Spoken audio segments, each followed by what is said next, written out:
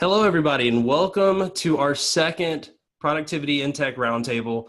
This is where I sit down with people in the tech space, our public tech community, and we talk about a topic that was either fielded from our public group, our premium group. They also had some great ideas, or just things going on in everyday life. And I actually had the wonderful experience of getting to work with one of our special guests today, Miss April Wensel. I've worked with her before a few other times, but we recently just wrapped up the Global Call for Proposal Diversity Day.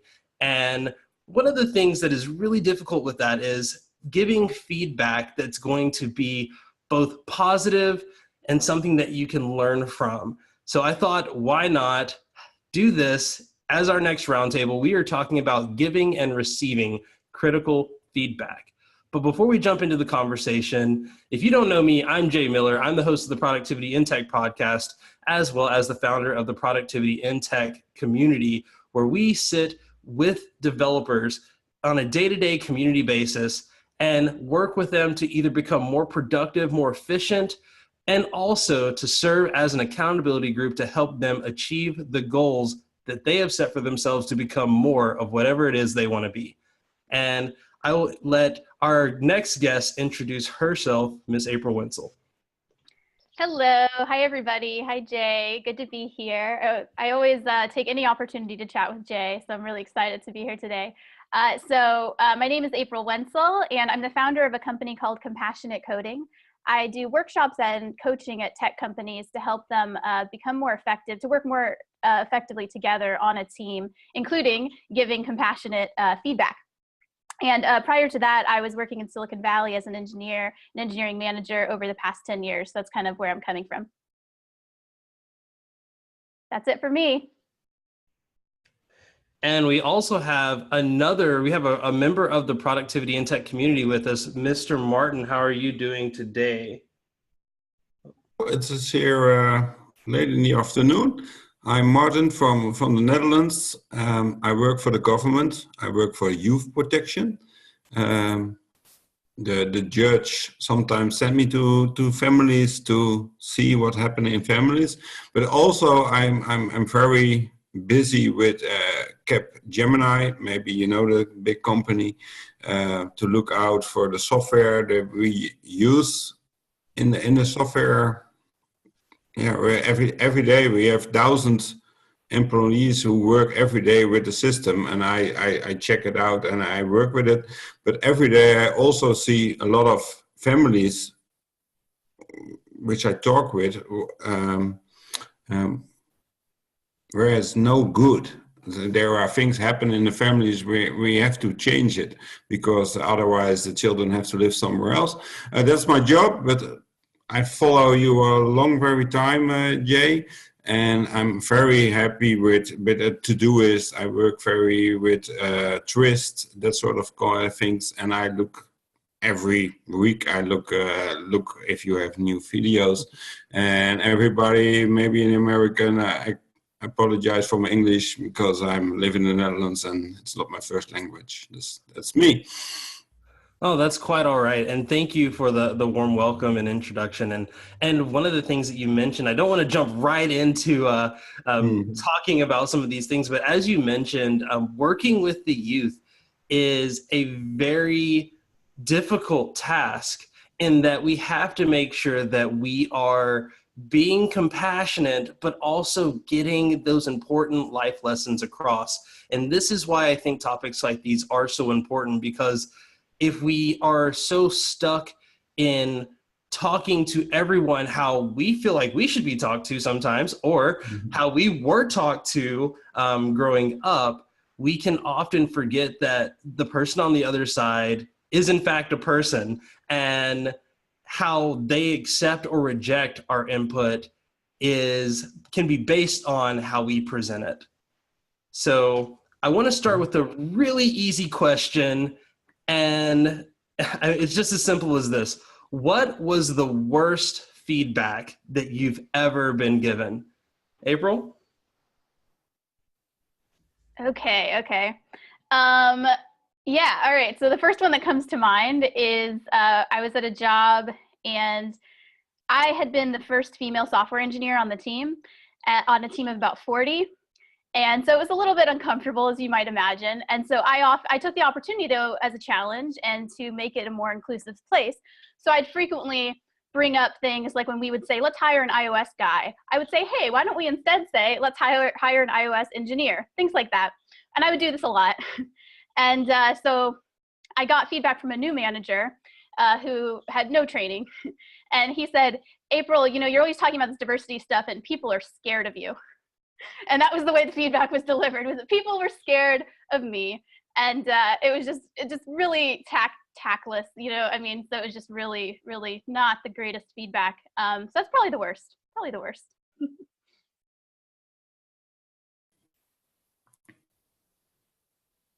Completely. Oh. I would completely lose it if someone said that they were afraid of me. That's crazy. Like, I don't even know. I gave notice that day. Okay, that's good. Yeah. I wasn't sure what to think. Maarten, what about you? Now, most of the times when I come in a family, they always be scared of me or the company, because the judge, the God sent me to the houses, and I have to look how the children grow up, and I have to look how the houses look like. Because every time I come in a house, the people are scared. Yesterday I was at a family, and there was, I don't know if you have that in America, but electronic toezicht, we call it, electronic, that you can see where somebody is. Also a young child, that somebody from the government can see where the young child is when he's not using drugs or not using alcohol, that sort of things. Most of the times, not most of the time, I think I help now 24 young people from 0 to 18 years. The parents are always scared that I'm coming at their home, always. And then they see me, and then we talk 5 minutes, and then it's, oh, okay, you look good. It's okay. And then we start, and then sometimes I have to make a decision, or I have to say to the judge, to the court, it's not good enough, because the parents using drugs, or the children using drugs or alcohol or something like that. And then every day when I go to work, it's scary. Sometimes I have to go with police going to some houses.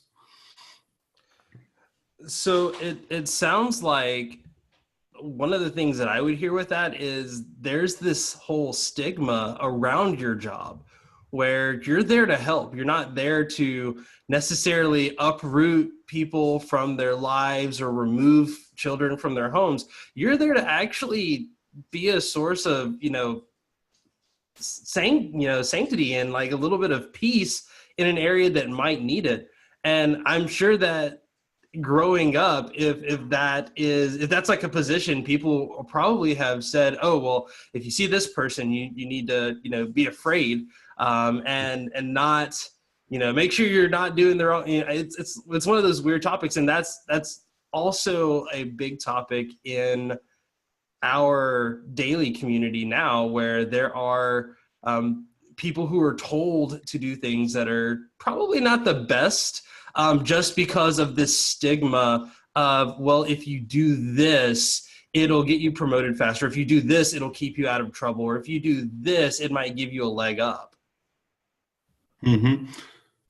I work already 20 years in this business, and then most of the times I talk 5-6 minutes, and then always we have some commitment, because they know some area where they have lived, or some company where they have lived, and then, oh, do you know that people? Do you know that people? And then I come to a conversation. Oh yeah, I know that one. And then we come further, and I said, hey, the judge says this. We have to work about it, that everything comes okay. Dus, do you want to work on it, or do you don't want to work on it? Yes, and they always say we want to work on it. No, and then we go start, and then you make a fresh start. But yesterday, somebody from the government called me. I want to go to that home, and I said no, you don't go with me, because I go Blanco, I go to that area and they don't know me. I know them because I already talk to people they know, and I go there. But you are like a red blanket, you know. You don't go with me. Stay away. Go next week, and if you don't say about the software, I see that also as the companies as Cap Germany, they say we have to build this, we have to build that, and I say yes, but the customer doesn't want that. And that's what I try now to do. That I really work out with the children, where they can see on their cell phones or on the Chromebooks, because they can afford that. They cannot buy an Apple computer from 2,000 euros or dollars, but they can buy a Chromebook from $200 or euro, and that's okay. And then we have a conversation on the laptop, and it's so much easier. And I think what I read about April, I think that's the stuff where we have to go. That you can switch by WhatsApp. I think you don't use it a lot in America, but I read about it. But maybe I'm wrong. Just tell me about it. But every day I talk with my young guys on the WhatsApp. Hey, how you going? What you doing? What you gonna do today? What are your plans? You know, that's what we. And then I stay in contact, and then I know where they are and what they're doing. That's maybe I think that's what I want to tell. Yeah, I just wanted to say one thing that came to mind when you were talking, which is when you said that you point out, like, somebody wants to build something and you say the customer doesn't want that, or like recognizing that people can't afford certain, devices. I think what you demonstrated there was empathy, and I think that is something that we could use a lot more of in tech, like empathizing with people who are in different circumstances and have different needs, and really putting that in the forefront. And I think that comes into giving feedback, right? Because it's like, why, when you're giving feedback, empathy should really drive where you're going. Anyway, I don't want to derail it, but I had to say that. No, it's good. But what is the most useful thing in America? I don't know it. We use here in Europe always WhatsApp. It's 90% of our communication with young people is WhatsApp or Instagram. But I don't know what you're using there. Some people use WhatsApp. Jay, go ahead.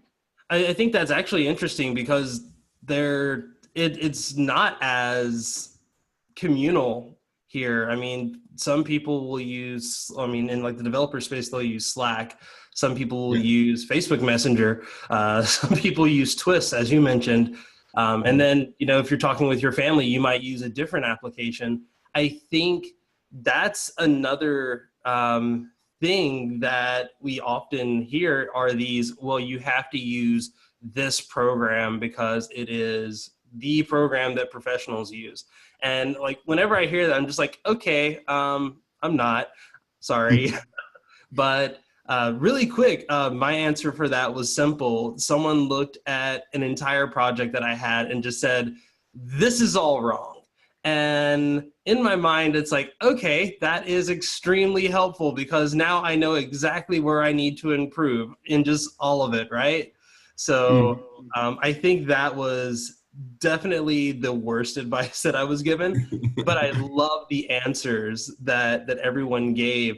One, you shouldn't have to think that people are afraid of you, and you shouldn't just be told flat out people are afraid of you. That's terrible advice. But then also you shouldn't be taught negative stereotypes of a group based on their occupation or their job, or their job, their background, whether it's cultural, religious, no matter what. We shouldn't go in and like emphasize these negative stereotypes or base an entire judgment off of one experience that someone may have had before. Let's jump into the next question. What is the best advice that you can give to someone when they receive negative feedback? Okay, so I think the thing here is to first get in touch with your core values. I know that sounds like, wait, what does that have to do with getting negative feedback? But it's so important because everything is an opinion. everybody who tells you something is wrong or something is bad, or even if they give it in a really constructive way, it's still their subjective opinion. So especially people new to a field think that they need to take any advice that comes their way because the person giving it's been in the field for longer, right? So they must be the expert. Not true, because, you know, just because you've been doing something a while doesn't mean you're the be all end all expert in it. When you're presenting best practices even, those are just opinions. Yes, they may be based on fact, but they're just opinions. So if someone gives you negative feedback, remember, above all else, it's their opinion. Now from that, what I recommend is filtering it through your core values to see which pieces make sense for you, right? So even that feedback that I got about people being afraid of me, I passed it through my filter. And yes, I gave notice, but I still passed it through my filter and thought, you know, there's something to that. If my goal is to get people to change their behavior, I don't want them to be afraid of me, right? Like it should have, the feedback could have come in a better way, but there was a nugget of truth there. Also negative truth every time I've been called abrasive, which women get a lot more than men, but there was something to that. Like if I want people to receive my message, then it makes sense, then maybe I do want to alter my delivery so that people will better receive my message. So there's some nugget of truth there that is consistent with my core values. So that's my best advice for people, is to filter it through your own core values, take the bits of the advice that make sense to you, and then release the rest. And don't take any of it personally, because you know, you're a good person as you are right now. And I think that goes for everybody. And yes, we can get better and make improvements, but I think that just because we get negative feedback doesn't mean we should feel shame or self-loathing or anything. And I think a lot of times people go there first. And I think if we can just avoid that and instead just say, take a step back, take a mindful step back and think, let me filter this through my core values and let me, you know, rise above and not, you know, take it personally. And then, you know, improve from there. I like that answer. You know, something that I've had to kind of adopt when I've worked with managers that, let's just say, don't give the greatest feedback. For me, I've always gone with re-ask. If you have a question with what you feel that they're trying to convey, even if they don't say it in the nicest way, ask them what you feel like they want you to hear, but ask them in the way that you would prefer to have it spoken to you. I think that's a great trick that over time you can almost sway someone to provide better feedback. For instance, when they say, hey, all of your code is messed up, you might think, okay, is there something wrong with the styling of the code? Is it not in the correct format? Are there a lot of syntax errors?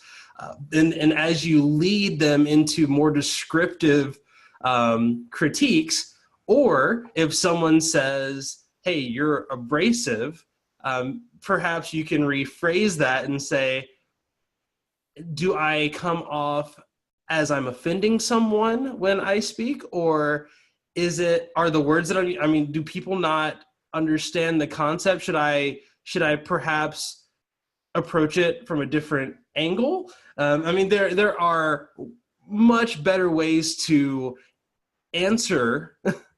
And oftentimes when you answer with the question that you think that they're asking, they often go, yeah, that one. And then the more and more you do that, one, it will probably annoy them slightly. That's one thing that I've noticed. And I have fun when people like annoy me. I kind of secretly want to annoy them back just a little bit, but do it in the nicest way possible.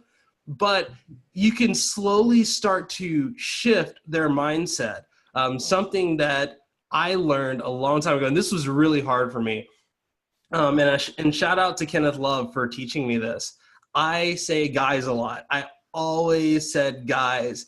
And he came to me and said, hey, by the way, there are people in this community that are actually transitioning and they're no longer guys. And it's kind of offensive when you call them guys. And I go, so I think what you're trying to tell me is that I should probably work on not saying the word guys as much.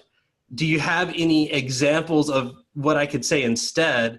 And then, and providing that solution for them, or giving them kind of guidance into how they could give you more productive feedback is another great tool. And in that one, he definitely said, hey, embrace the y'all, embrace folks, everyone, people, like There's so many other words that you can use and just slowly introduce them.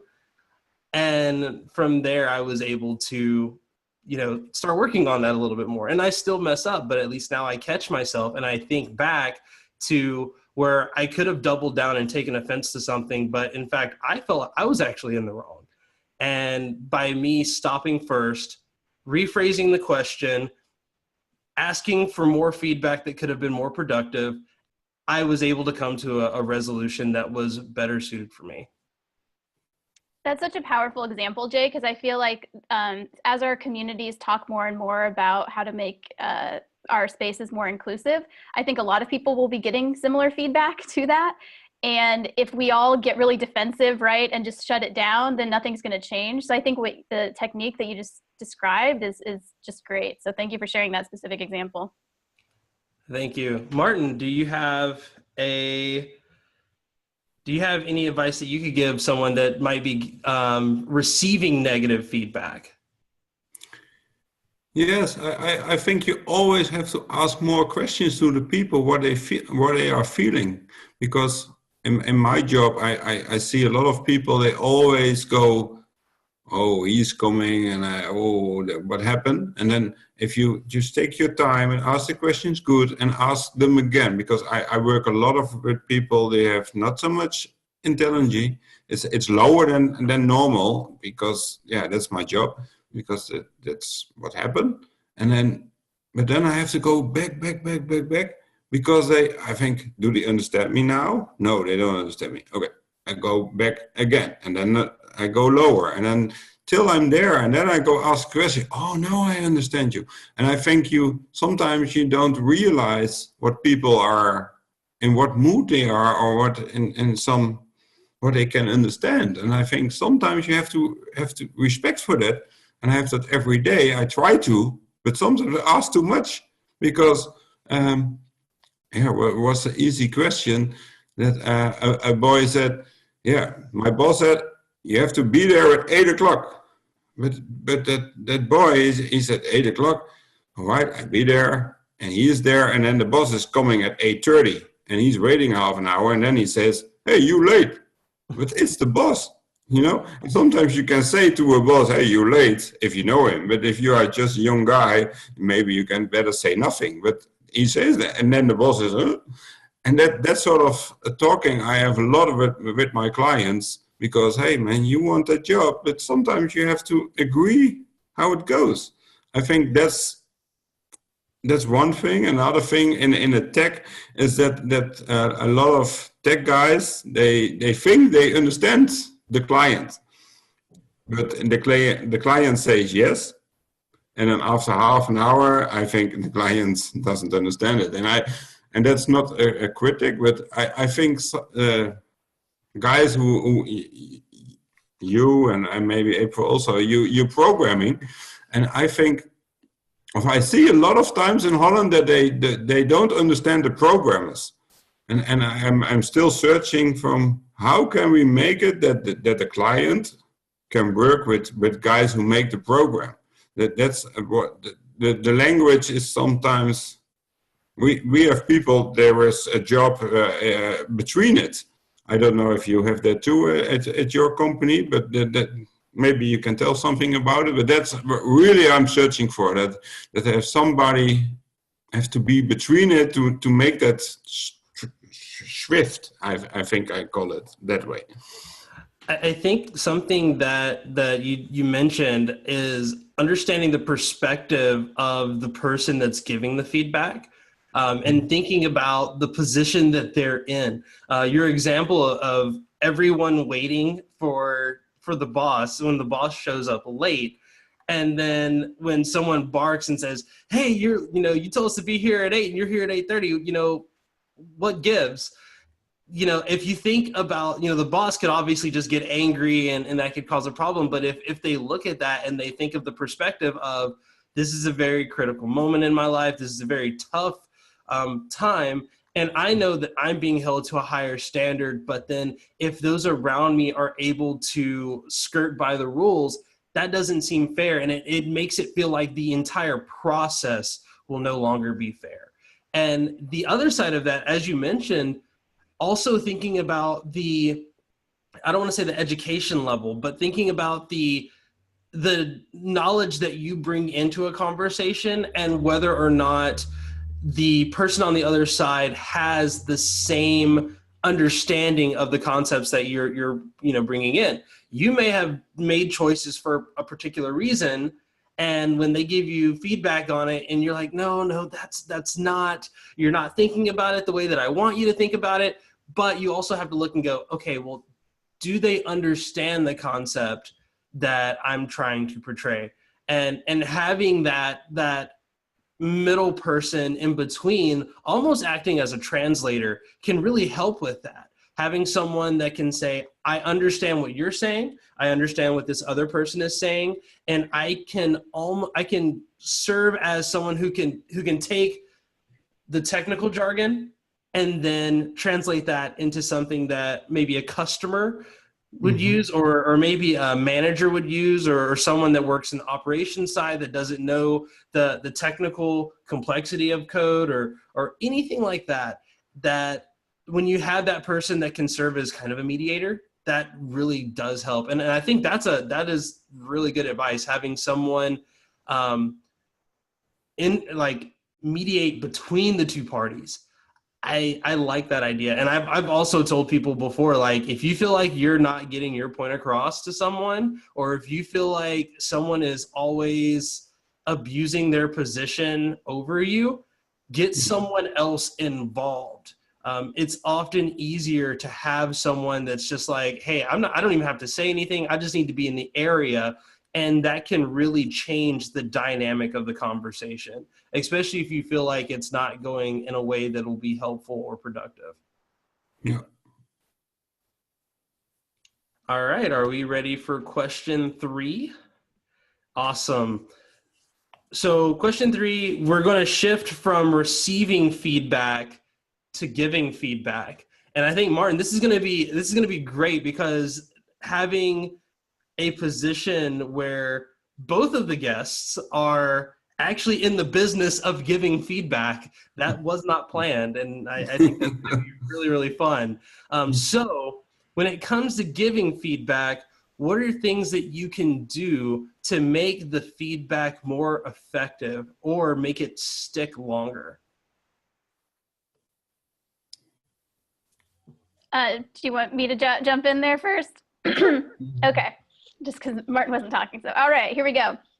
Okay, so I think one thing is to reframe when you're giving feedback, to really think about it not as trying to get somebody to change their behavior. Because I think if you go in with that attitude, then it's less likely that you're actually going to get the result you want. So it's counterintuitive, but I actually think that focusing too much on, I want this person to do this differently, I don't think that's the way to frame it. I think a good way to frame it is, I really care about this person and I want to help them meet their goals according to their values. And my goal in giving feedback is to help them in that process. So I think framing it that way really sets the tone for the conversation. And so that way, when you're telling the person, when you're asking them to modify their behavior, to try to do something differently, you're really coming at it from a position of kind of a motivation of service. You want to help serve that person. And this will just making that mental shift, I think, can be very powerful in how you come across. It's related to this idea of radical candor from Kim Scott. She says that, you can give people very direct feedback, but it's more effective when it's motivated by a genuine caring for that person. So I think if you really, otherwise you're just kind of being a jerk, right? You just come in and you give them very direct feedback, you're kind of being a jerk. But if it's motivated by caring, then, it's not being a jerk, it's actually being very helpful. Because that's something people misunderstand when I come in with compassionate coding, before they understand what compassion really means. They think, oh, this is just going to be pretending to be nice and being fake and not being direct with people. And that's not it at all. Compassion, in fact, sometimes means being very direct and giving people direct feedback, because that's the compassionate thing to do. Like when I speak up about, language that's not inclusive, it's coming from a compassionate place, but it may, come across very direct, because you have to make it very clear, the message very clear there. So I think like the most important thing is just having that genuine caring. And then secondly, I'm a big fan of nonviolent communication. So it's this form of communication style developed by Marshall Rosenberg. And he says that the way to present any kind of feedback is to kind of frame it in this template where you say what you're observing, how that makes you feel, what you're needing instead, and then your request for the person to change their behavior to help you meet that need. That way, you're not coming across as accusing the person or judging the person. You're just observing what you see and presenting what you need and what you feel and how you would like them to modify their behavior. And I think that can be helpful too, because then you're approaching the person as a human being, not as their boss or, as somebody who's controlling them, but just on a human level. Like, here's what I see, here's what I'd like to see for these reasons, that sort of stuff. So I think that those two things are big for me. Awesome. Maarten? Yeah, it's really awesome because I'm sometimes a jerk. Yeah, not on private base, but on my job I am, because I go out of the court and the judge says, this is your thing I want to change in that family. And then I go to that family, and yesterday I was at a family, the girl is 18 years, has a child from 2 weeks old. And the people where she lives, they say, oh, we have worries about the girl and that child because she tries to do her best, but she has not all the normal mother feelings and things she has to do with it. Just I have to talk with her and say, you are doing something not really good. But I have to change. I can say you don't do it good. I can say you do your best. But I have to talk with her and make it happen that she listens to me, that I still have the things what the judge said to me, and then we go further on. And then after half an hour, she said, you want Maarten, you don't want that I have my child. Who? That's difficult because I say, hey, I didn't say that. I only said you have to change some things. Because the judge said, you have to work on this, you have to work on that, and you have to work on this. And then we go further on. But every time I have to make my position that I don't get a fight and that she still listens to me. And that's so very difficult. That's my job. Because every time one day they laugh and one day they cry. And that's my 50-50 balance. But every time I do it a long time, and I know she trusts me. And she said, do you go take my child away? I said, no, because otherwise I say that to you. You know me, I say that to you, but we have to work on things because it's not going good. And that's what you say, April, a few minutes ago, that's my job. I have to change every 20 seconds in a conversation with that people because their knowledge is so low. Then I have to think, can I say this or can I say that? And then there is a fight. And as there is a fight, we talk about a child from 2 weeks old. And that's most of the times my job. But I like it because I like that sort of things. Every 15 minutes it can change.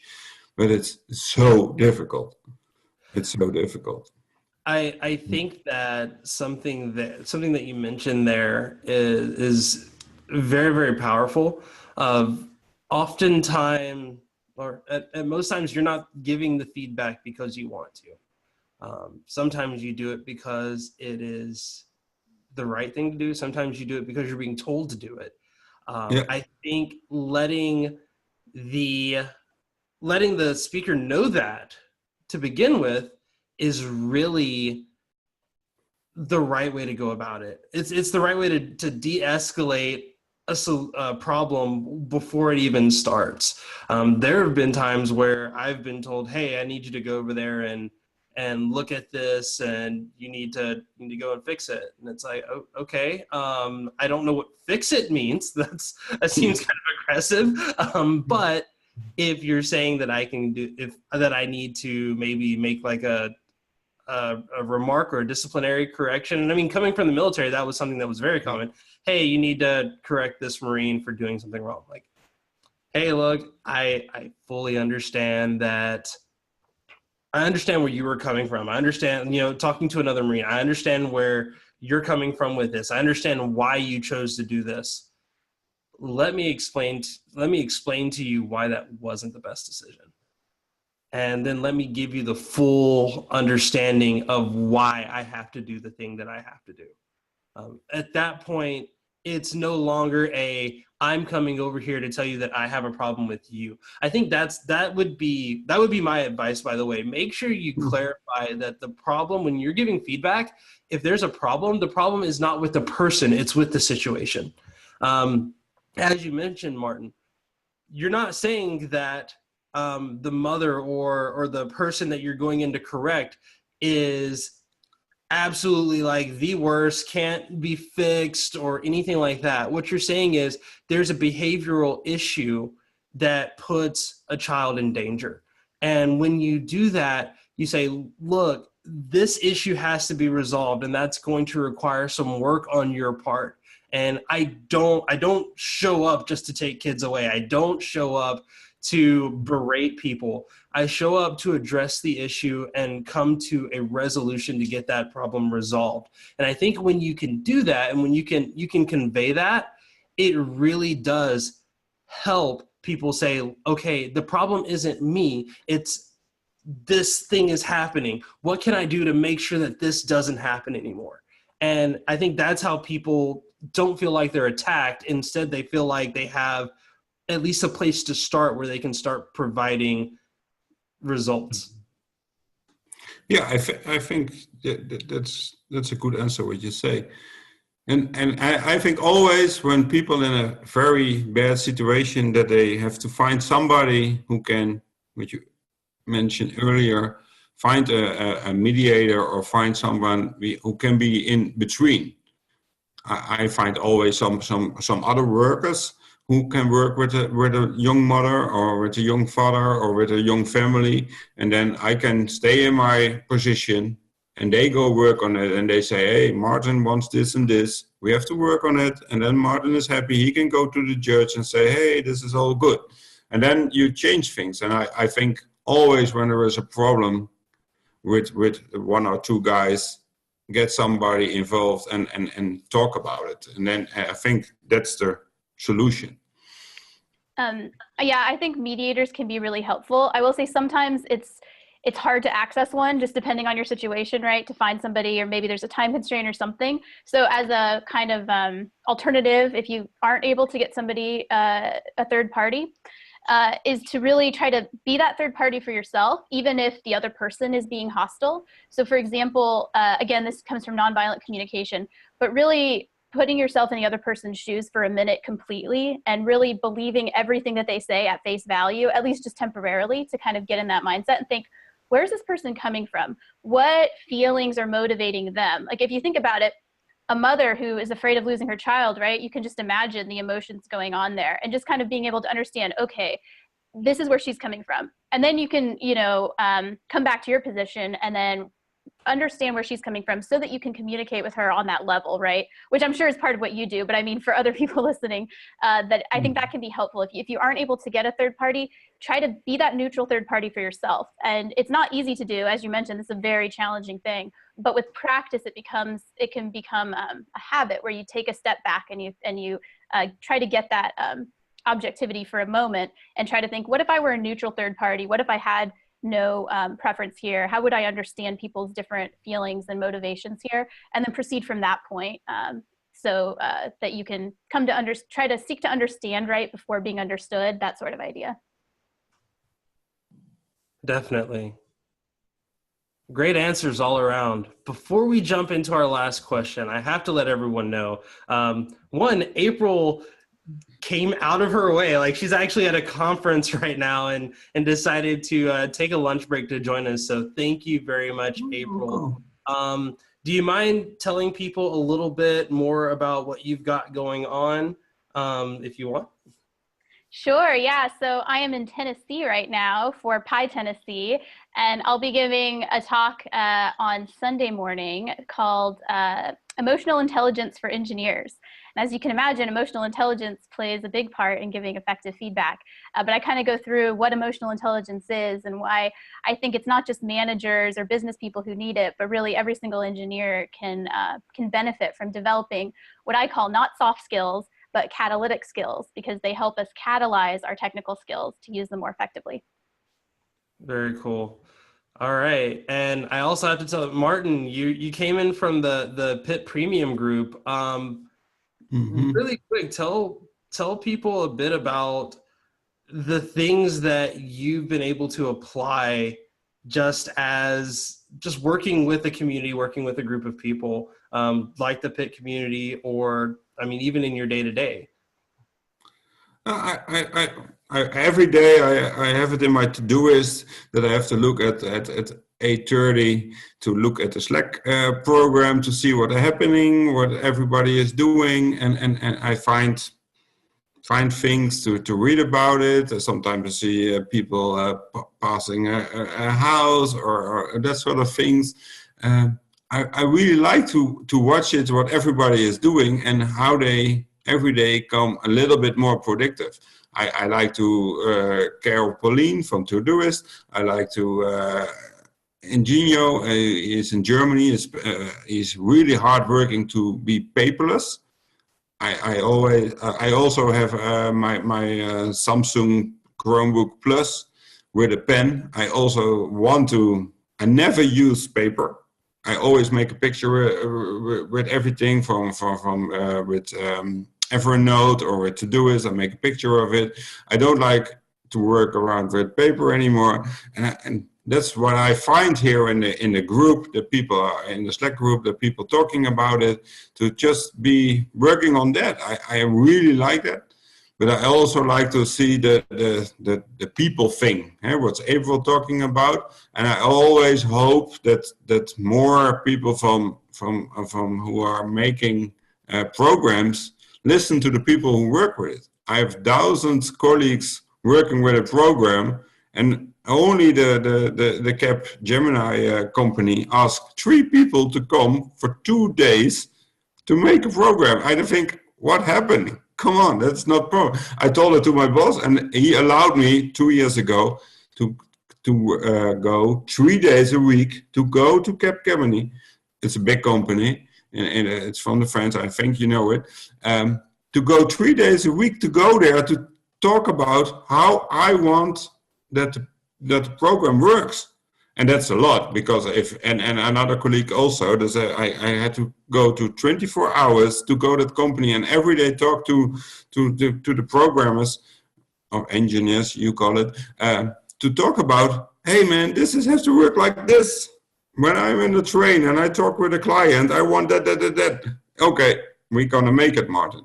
Yeah, but it costs so much money. And my boss said, okay, but it works. And that's what we need, that programmers or engineers talk with the people who work every day with it. Now I can when I have a WhatsApp conversation, I drag on my one button and it's in the system from the company. It's safe, everything is good. That's what I like. So it sounds like this is a conversation that you're going to be able to benefit from and go and actually give feedback to your boss on one end and then the programmers on the other end. Yeah, that's true. But that's what I like, because I know a little bit from the programming. I work a few years for Cargill, a big company. I know a little bit about it, and I can think how it has to work. But I can explain it a little bit, but I like to work with people more than every day what you do on a screen. I go to that girl with a little child. It's 2 weeks old, and I can save that child, and I can save that young mother from 18, and I like that more than working with all the programs. But I like to talk about all these things what you are doing and April is doing, and April is going to talk in a few hours more. I like that. I like both sides. That's awesome. I think we need more people like you who like both sides. When you were talking, it reminded me of a book that people might like called The Inmates Are Running the Asylum by Alan Cooper. And the idea is that the inmates are programmers and that they try to build products for people they don't understand because they're not, like the normal person, quote. It's an older book, but it's, over 10 years old now, but I read it again recently, and it's still applies a lot to the problem we have, which is, the programmers aren't thinking about who's actually using these products. So just wanted to mention that. Yeah.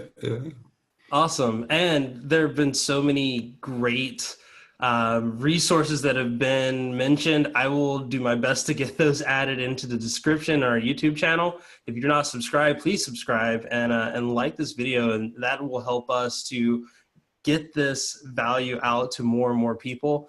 As well, if you like what Maarten was talking about, having the idea of having a group of people who are sharing links all the time, sharing advice, sharing ideas, just talking about their day. We have a mental health channel that is just filled with encouragement for people who might be struggling with, whether it's code or whether they're going through a particular, rough patch in life. And that is what the PIT Premium community is all about. That's why it was designed the way that it was, that you have a private, safe area that you can go and ask questions, and you're not going to be treated, with hostility. Instead, you're going to be treated with empathy and compassion, because I've actually had wonderful people like April come onto the podcast and teach me a thing or two about being compassionate, or at least try to at least. And when we do that, we have a growing community where people from all over the world share their own perspectives and help one another to be more productive in all walks and all facets of their life. And we also sit down and do mentorship calls. So you would get a 1-hour call with me to be able to look at the things that you're working on, the projects that you're working on, and see how I can give the best possible feedback. See, this is all coming back to one. I was cheating a little. I was like, I need help giving better feedback. So why not get some of the best minds in the world who think about this day in and day out to help with that. So if you want to see some of the examples that April has taught me just through experience and through working with her, and that Maarten shares in the community, then head over to productivityintech.com/join and sign up today to become a premium member. But enough of that. Let's get on to the very last question. It's a little bit like the first, but a lot different.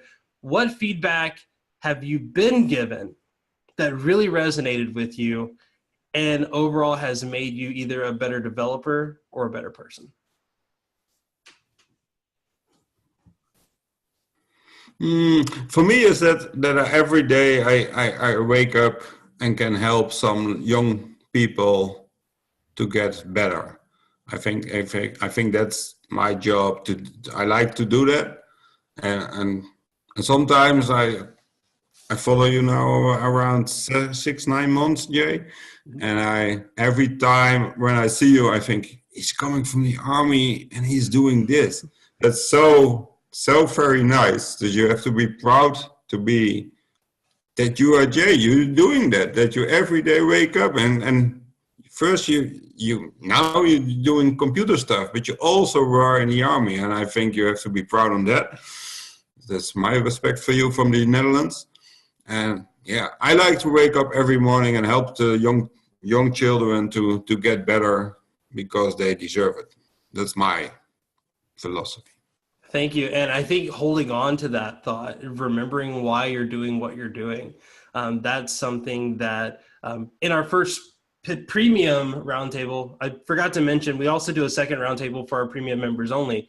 Mandaris, one of our other premium members, mentioned that just having your goals aligned with the things that you're doing day to day and verifying, like April mentioned earlier, making sure that whenever you hear something, make sure whenever you do something that it aligns with that moral compass or those values, those core values that you hold for yourself.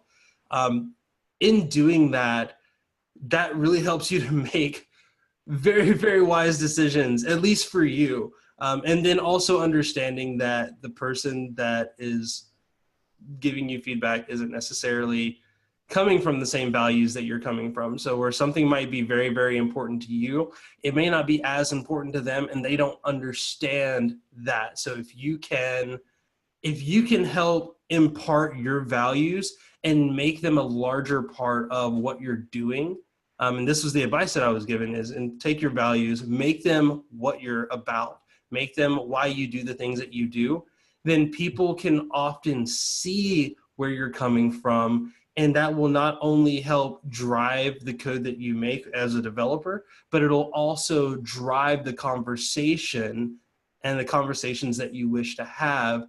And it will allow people to be able to empathize with you, because they'll at least understand the perspective that you're bringing. Mm-hmm. I love that so much, Jay. That's just beautiful. That was wonderful. So to answer your question, I'm actually a big fan of feedback expressed as appreciations instead, because I truly believe that if you get people to further develop their strengths, that they'll actually improve versus always wanting to dwell on their weakness. So the best feedback that I like, the kind that I like the most, is when people tell me what I've done that helps them so that I know to do more of that. But that said, to answer your question more as posed, the best feedback I've gotten in terms of somebody who's criticizing was probably, the one that comes to mind recently was actually after that workshop that we did, the Global Diversity CFP Day. The feedback was, overwhelmingly glowing and great, and everyone had a great time.